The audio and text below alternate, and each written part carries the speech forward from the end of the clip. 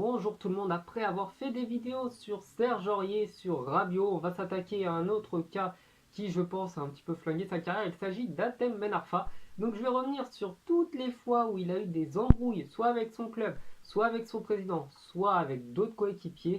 Donc vous verrez qu'il y a énormément d'histoires et je pense que grâce à ça, on va beaucoup mieux comprendre pourquoi Hatem Ben Arfa n'a pas atteint le très haut niveau. Ben Arfa déjà fait partie de la génération 87, la génération avec Menez, avec Benzema, avec Nasri. Donc une génération de joueurs qui ont fait pas mal de bêtises dans leur carrière. Et donc Hatem Ben Arfa se fait repérer très vite par l'INF Clairefontaine. Et en 2002, il signe un premier contrat alors qu'il n'a que 15 ans avec l'Olympique lyonnais pour rejoindre leur centre de formation. Donc il y a une première prime à la signature de 150 000 euros, ce qui est énormissime pour un joueur de seulement 15 ans, puisque Jean-Michel Aulas avait déjà décelé le niveau de ce gars et il savait que de toute manière ça lui serait rentable en le faisant signer très vite. Il faut savoir que Rennes et l'AS Saint-Etienne étaient déjà sur le dossier et que c'est finalement du coup Aulas, grâce à cet argent, qui a pu le racheter. Il fait ses classes avec les équipes de jeunes et finalement c'est en août 2004 qu'il joue pour la première fois en Ligue 1 et que la Ligue 1 découvre un jeune talent très prometteur. Dès 2006, 2 ans seulement après avoir commencé sa carrière professionnelle, il a déjà des petits soucis avec Jean-Michel Aulas et avec Gérard Houllier, et ça ne l'empêche pas pourtant en 2007 d'être nommé meilleur espoir de l'UNFP. En 2007-2008, un accord est trouvé entre l'OM et l'OL pour le transfert d'Hatem Ben Arfa. Le joueur est d'accord, le joueur veut partir à Marseille. Et finalement, au dernier moment, Jean-Michel Aulas décide de mettre son veto et refuse le transfert. Finalement, Hatem Ben Arfa va partir au forcing avec la direction et refusera, quoi qu'il arrive, de retourner à Lyon.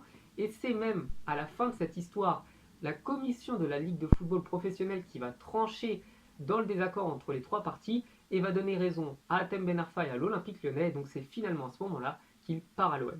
En 2008, il a des petits soucis avec Modeste Mbami et Djibril Cissé, donc des désaccords de vestiaire.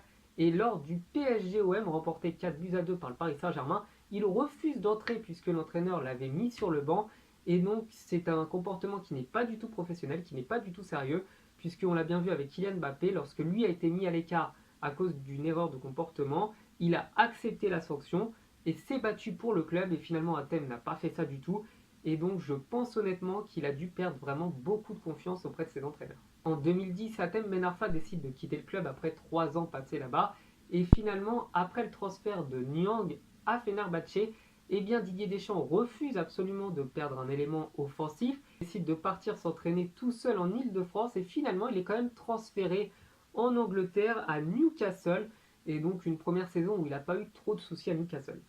En 2014, il va partir à Hull City en prêt, mais très vite, il se prend la tête avec son entraîneur qui était à l'époque Steve Bruce, et cet entraîneur déclare qu'il n'est pas du tout fait pour s'intégrer à un groupe professionnel et qu'il n'a pas le comportement pour être un joueur de première ligue. Son contrat va être rompu à la mi-saison, sauf que le problème c'est que Hatem Ben Arfa, qui veut absolument repartir, ne peut pas, et étant donné qu'il a déjà joué avec Newcastle et avec Hull City dans la même saison, il ne peut pas du tout signer dans un autre club puisque la FIFA interdit cela. Finalement, il leur demande une fleur qui est refusée, et Hatem Ben Arfa songera même à arrêter sa carrière de football professionnel, et on a tous les images de lui en train de pleurer au CFC en expliquant qu'il va absolument signer à Nice et que finalement c'est la FIFA qui l'en empêche. En 2015-2016, il fait une saison extraordinaire à Nice, on oublie même d'ailleurs tous les soucis qu'il a pu avoir, et décide malheureusement de ne pas prolonger son contrat qui était seulement d'1 an, alors que les Niçois n'attendaient que ça, et il décide de partir au Paris Saint-Germain, et une expérience qui va très vite tourner court. Il va être mis sur le banc pendant une bonne partie de la saison, il va se prendre la tête avec Nasser El Khelaïfi, et c'est une chose à absolument ne pas faire. Finalement, il sera mis sur le banc pendant quasiment 1 an et demi, avant de pouvoir re-signer à Rennes.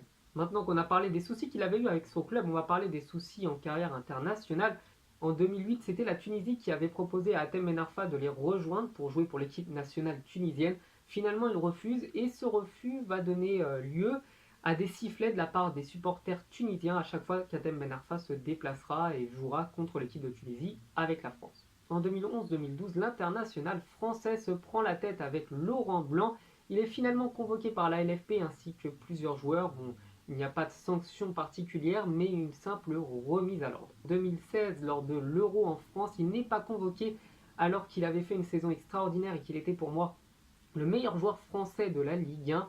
Et je pense honnêtement que c'est à cause de tous les soucis qu'il avait pu avoir auparavant, d'autres problèmes qu'il avait eu de comportement avec Didier Deschamps, qui a décidé bien, de se passer de lui tout simplement.